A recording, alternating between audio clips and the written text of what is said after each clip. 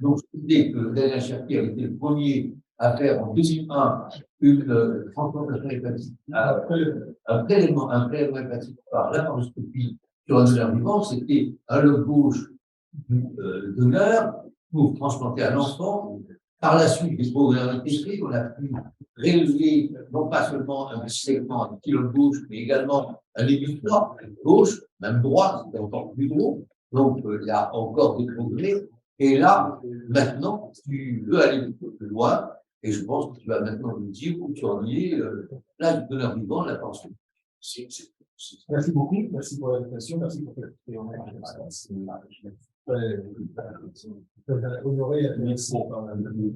Allô, au micro, s'il vous plaît. Vous m'entendez? Oui. Je vous remercie. Je vous raconte une histoire. Je se mettre en 2000. En 2000, on commence, moi je dis, bon, la première série de donneurs de l'hépatectomie de laparoscopique en 2000, j'ai commencé en 96. Avant ça, il y a eu des caisses support, c'était la première série. S'il vous plaît. Pardon? Non, c'est bon, merci. Et donc, et rapidement, on a compris que la lobectomie gauche était une intervention parfaite pour la laparoscopie. Et également, à l'époque, on faisait des donneurs, il y avait, c'était le début aussi des donneurs vivants, de lobe gauche essentiellement pédiatrique, il n'y avait pas le droit à la peine. Il est immédiatement apparu que la meilleure indication de la laparoscopie de la chirurgie invasive, c'était de donneur vivant dans la situation la plus bénigne possible et la récupération la plus complète que l'on souhaitait obtenir. Et donc, à l'époque, il y avait quelques greffes de donneurs vivants en France avec des traitements qui étaient faits par Olivier Tumoral à l'hôpital Cochin. Et donc, je suis allé voir Olivier et je lui ai dit, je peux faire l'hépatectomie, le lobe gauche par laparoscopie. Envoie-moi les malades. Viens à Cochin et on le fera. Et donc, il m'a accueilli à Cochin, il m'a assisté la première fois, puis on a fait ça ensemble, on a développé ensemble cette technique. Et en 2001, pardon, et on t'a appris et très rapidement. Et donc, on a fait les 7 ou 8 premiers cas ensemble, on se depuis les 2-3 premiers, on s'est partagé la tâche, la dissection, la transsection. Il faut s'imaginer ce que c'était en 2000, parce qu'on nous a pris pour des coups. Et d'ailleurs, de façon intéressante, on a publié ça en 2002 dans le Lancet. C'est intéressant, il a voulu insister. Il n'a pas de lettre, il n'a pas de lettre. Et ensuite, le papier suivant, c'est 2011. Ça divise. Et après, il y a eu la voie cellio-assistée, les petites incisions. Et enfin, il y a eu en 2013 l'American Journal of Transplantation qui a publié 4 papiers. Le foie du entier, il y avait nous, aux États-Unis, et sur les sous-braques, il y avait rapporté le premier cas de foie. Mais tout a explosé en Corée. Et en Corée, où ils font 500 transplantations hépatiques de donneurs vivants, ou plus de 1500 transplantations hépatiques par an, dont 1000 par donneur vivant. Et ils ont publié jusqu'à 500 hépatectomies droite de laparoscopie par donneur vivant. Et donc, voilà. Donc, je voudrais maintenant, si c'est possible, remettre ça dans le contexte du donneur vivant, si vous pouvez donner une diapositive, s'il vous plaît. Que j'ai appelé. Alors, je ne voulais pas trop de photos de ventre, mais je vous allez en voir pour 3 classes. Et donc, la première chose, c'est qu'est-ce que c'est que des donneurs vivants? C'est des sujets simples à qui on va faire une très grosse opération. Donc, c'est quand même. Alors, il y a des donneurs de rein, le rein, il y a 2 reins, il faut couper le fond en 2, c'est une opération complexe. Donc, il ne faut pas leur faire de mal à ces gens. Et c'est avec ça que je passe le dépôt. Allez-y. Non, ça marche. Voilà. Et donc, vous avez le donneur à gauche, le receveur à droite, et pour faire cette opération, chez le donneur, il faut une très grande incision, en tout cas classiquement.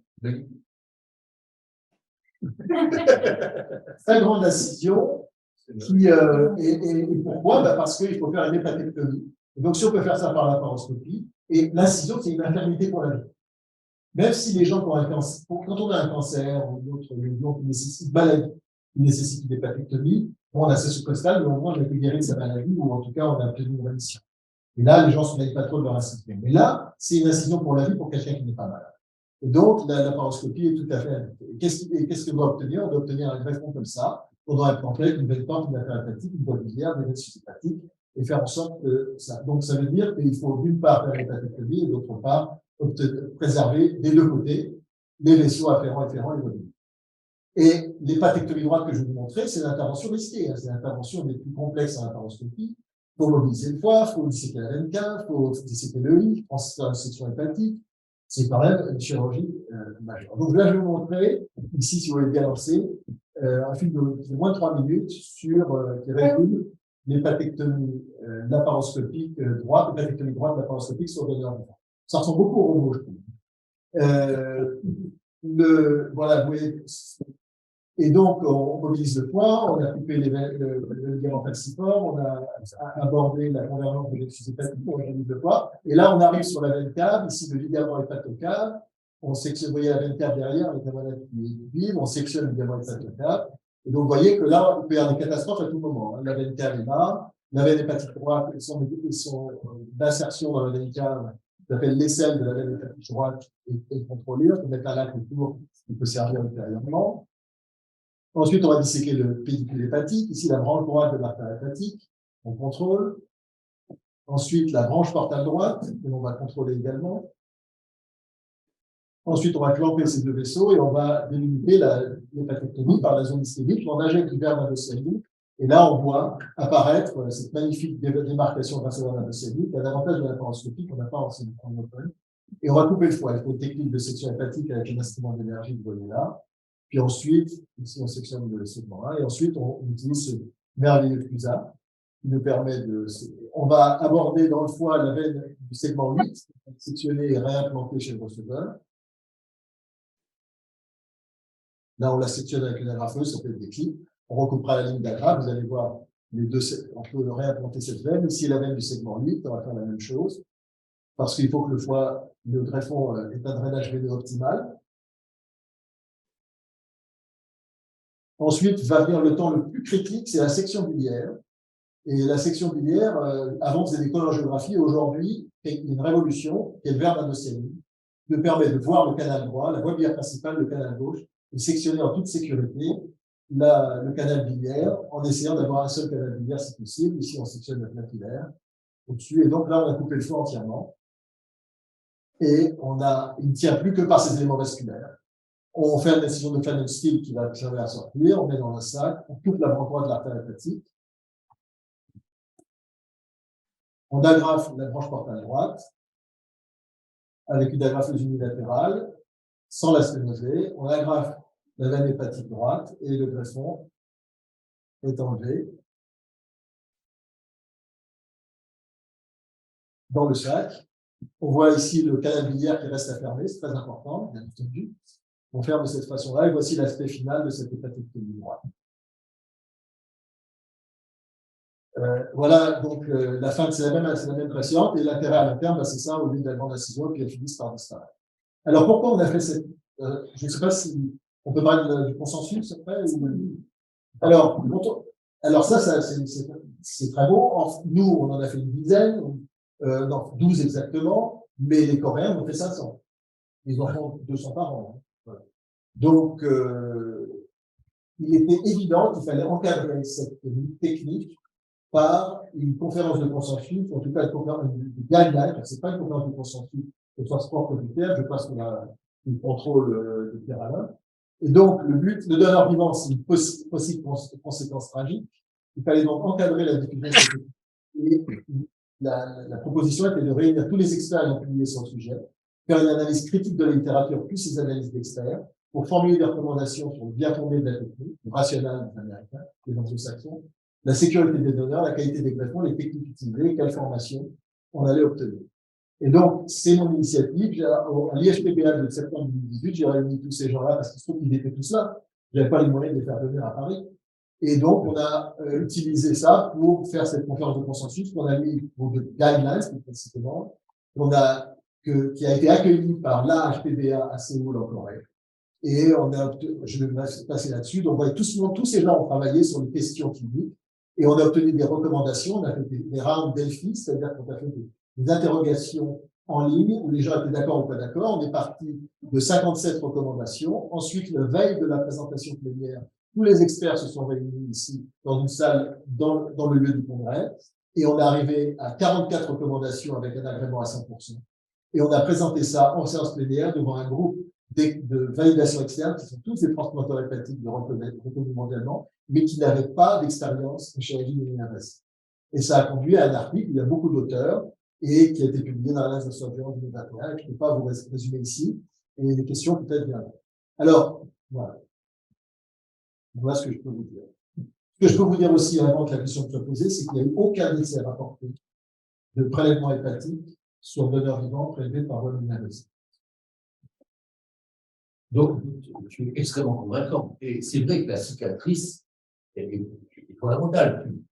La cicatrice est en fait une maladie pariétale qu'on impose au donneur, qui était un donneur sain, qui va se retrouver avec une maladie pariétale, peut se compliquer, démonstration, etc. Donc, sur ce point, je suis parfaitement raison.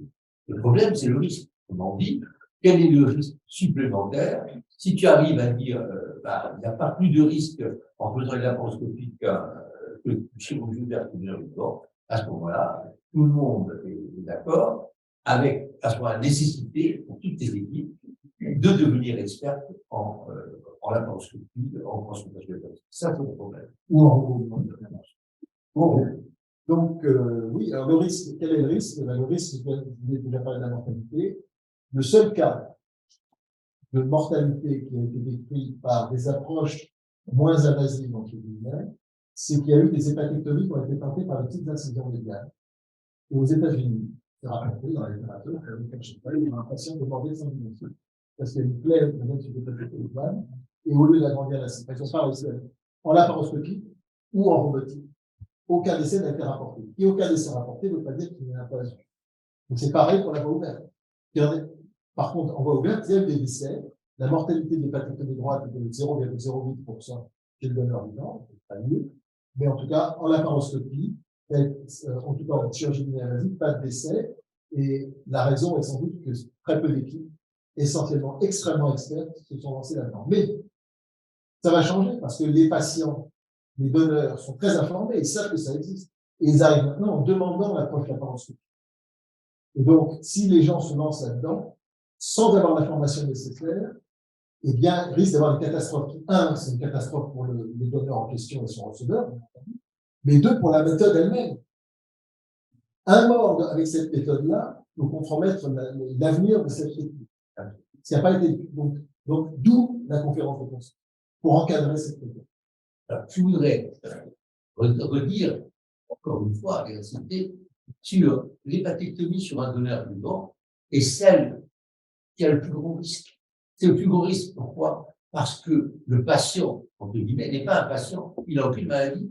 Et c'est une intervention lourde, l'hépatectomie droite, qu'il faut faire en visant zéro complication et zéro mortalité. Donc, je dirais, c'est la plus exigeante des hépatectomies droites. Apparemment, c'est la plus simple, parce que c'est sur un poids sain par rapport à un poids tumoral. Mais en réalité, c'est la plus exigeante. C'est la raison pour laquelle, sur un plan éthique, il y a toujours ce problème. On opère quelqu'un qui n'est pas malade. On verra rapporter. Sur le plan historique, quand on a, en France, évoqué le donneur vivant, on a eu une obstruction. L'obstruction, pourquoi? C'était dit, en fait, le code de la santé dit qu'on ne peut traiter qu'un malade. On ne peut opérer qu'un malade. Et la question a été, vous allez opérer quelqu'un qui ne nécessite pas d'intervention, quel est son bénéfice? Mais là, on a été plus gêné de répondre. C'est qu'elle est venue par là. On a trouvé une réponse. On a dit, comme c'est un don familial, c'est pourquoi c'est un don familial, c'est un bénéfice affectif. Il n'y a pas de bénéfice physique. Il a un bénéfice affectif. C'est-à-dire que c'est un membre de sa famille qui va peut-être mourir non consultation. Et donc, Juste, Au plan éthique, au plan de l'éthique, excusez-moi, vous aviez quand même l'expérience du don de rein intrafamilial qui se faisait déjà depuis les années 80-90. très bien, mais le risque d'une néphrectomie, c'est pareil, c'est quelqu'un qui est pas malade. n'est pas le risque d'une hépatectomie. Mais le risque opératoire n'est jamais nul, qu'il soit d'ordre anesthésiologique ou de la complication opératoire. Oui, non, mais moi je pense, justement, c'est intéressant de parler de l'hépatocrénal. Je voudrais juste terminer sur la morbidité. On a parlé de mortalité, il n'y en a pas eu. Et nous, on a fait au total 67, depuis 2013, 67 prélèvements hépatiques par voie invasive. Donc, c'est 67, il y a eu beaucoup de lobe gauche, des fois pour des greffes pédiatriques, je pense qu'il y aura une question là-dessus, des fois gauche pour les adultes et des fois droit pour les adultes. Zéro mortalité et une morbidité inférieure à 5% avec des complications mineures. Donc là, la laparoscopie impose, on ne peut pas opérer dans le sang, on ne peut pas opérer dans la bile, on est obligé de faire plus attention et on obtient des résultats qui doivent être, qui sont reproductibles. Si moi je le fais, d'autres peuvent le faire. Ça c'est bon. Et concernant la greffe rénale, vous avez tout à fait raison de la mentionner, c'est très important et la laparoscopie a devancé le prélèvement hépatique de loin. Enfin, c'est en 95 que le premier prélèvement rénal a été fait par la laparoscopie par Ratner à New York, que je connais partenaire, je travaille avec lui, et qui est un truc assez intéressant. Et donc, moi, je pense qu'aujourd'hui, en France, la greffe rénale à donneur vivant, elle existe, elle a un taux élevé, il y a même de la publicité de la de médecine, pas pour le foie. Je pense qu'avec la laparoscopie, on rapproche, en gardant les résultats qu'on a, la greffe hépatique de la greffe rénale à donneur vivant. Oui, et actuellement, dans les grands centres de transplantation, nous faisons 30%, enfin, en tout cas à Toulouse, actuellement, 30% des greffes de reins sont faites avec une origine de donneur vivant. Et juste un dernier commentaire, je ne veux pas prolonger. L'autre intérêt de la laparoscopie, vous le disiez tout à l'heure d'un point de vue épidémiologique, c'est le donneur en surcharge pondérale, où là, on le sait, les complications du don de rein, des complications des cicatrices opératoires existent, et la laparoscopie est bien évidemment un moyen de les éviter. Vous avez tout à fait raison, sauf qu'en foie, on les étudie. On prend des BMI normaux, on est ultra sélectif en raison du risque de pathectomie si le patient a le sujet en surcharge pondérale. Alors, puisqu'on a abordé le préventif, j'ai une question à vous poser, qui est celle de la transplantation à un donneur vivant chez l'enfant.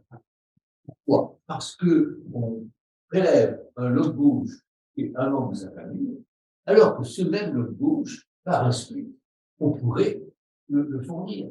Je me suis adressé à l'équipe pédiatrique à l'époque, j'avais dit, écoutez, nous faisons environ 10 transplantations par mois à Toulouse. Sur les 10, forcément un bon foie, ce bon foie, vous pouvez enlever le lobe gauche, 2 segments, le petit lobe gauche, et vous donnez le lobe gauche d'excellente qualité. Il a été montré que une transplantation du foie noir restant sur un malade normal, un résultat normal, n'avait aucun risque supplémentaire par rapport au petit foie. C'était montré, publié. Donc, au lieu de prélever un donneur vivant, un membre de sa famille, recevez je dois reconnaître que ça a très bien marché. Oui, c'est très bien marché.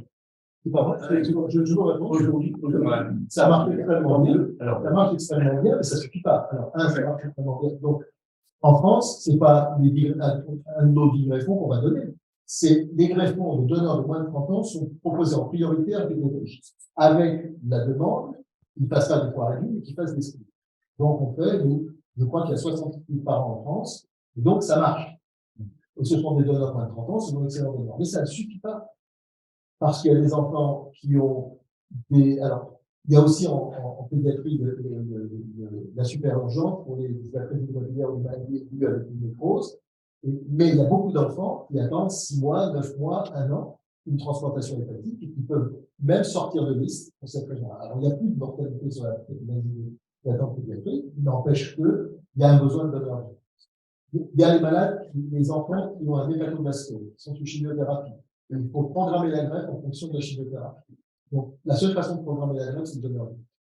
Il y a des enfants qui, l'hiver, tous les enfants sont enrhumés l'hiver, un jour, une semaine sur 2. Mais on fait la greffe dans la semaine où ils ne sont pas enrhumés. On peut les renourrir. Donc, la programmation de la greffe, donc, 1, il n'y a pas assez de greffons. 2, les priorités font que les malades graves sont greffés avec des slips. Et les malades non graves, attendent très longtemps. Et donc, il y a un besoin, malgré tout, en pédiatrie. Ta réponse me convainc, j'ai oublié le rhume. Y a-t-il d'autres questions? Ça. Daniel, merci beaucoup sur cette mise au point très, très convaincante, très pertinente. On peut dorénavant le prélèvement chez les donneurs vivants soit fait par la construction. Je crois qu'il y a un enseignement à faire. Il y a aussi une législation à faire, parce que ce que tu as dit est vrai, c'est-à-dire qu'il y a un bénéfice incontestable de la laparoscopie pour le prélèvement, Et je sais qu'il y a des autorisations pour faire du donneur vivant. Oui. On me demande si le docteur Christophe. Cette autorisation, elle doit être assujettée à une autorisation de prélèvement par laparoscopie. Il faut absolument que les résultats soient parfaits. Comme tu l'as dit, si les résultats sont moins bons ou si par malheur, on a de mauvais résultats et un même mort, ce sera une catastrophe. Donc, effectivement, dans tes mains, je te dis, si je peux le faire, tout le monde peut le faire. Peut-être. En statut de donneur vivant en France, voyons son développement, c'est des morts par voie open, malheureusement. Il y a malheureusement durablement impacté pour en France, 2 morts en France. Et pas par voie invasive, après un post-opératoire par voie open, et on s'en remet pas. Et malheureusement, j'ai peur qu'on mette du temps, même après avec l'avantage de la laparoscopie, pour surmonter ce traumatisme qui reste important en France, puisqu'on a 2 alternatives. Et c'est notre principal problème pour cette absolument initiatrice, encore plus, je pense. Merci encore, Daniel. Nous allons passer maintenant à notre dernier expert invité, professeur Pierre-Alain Flavien. Pierre-Alain, qui a publié un travail retentissant dans Nature de technologie, un article, je crois, en mai, l'année dernière, en 2022, sur une transplantation hépatique faite avec un greffon conservé 3 jours. Et là, c'est extraordinaire. Alors, je ne donne pas plus, je voudrais que tu nous parles de cela, et après on verra quelles sont les retombées sur le domaine